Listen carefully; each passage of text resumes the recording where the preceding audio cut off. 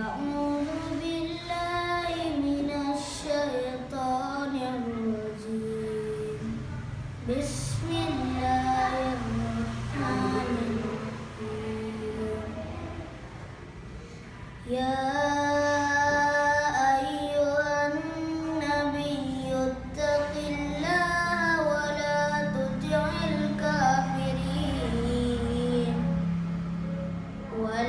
تطع الكافرين والمنافقين إن الله كان عليما حكيما. واتبع ما يوحى إليك من ربك إن الله كان بما تعملون خبير.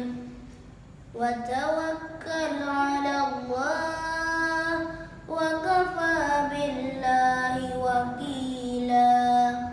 ما جعل الله لرجل من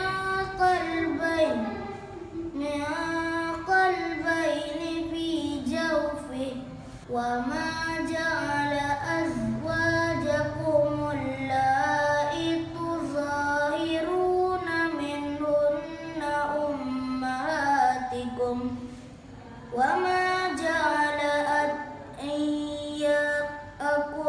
أبناءكم ذلكم قول لكم بأفواهكم والله يقول الحق وهو يهدي السبيل.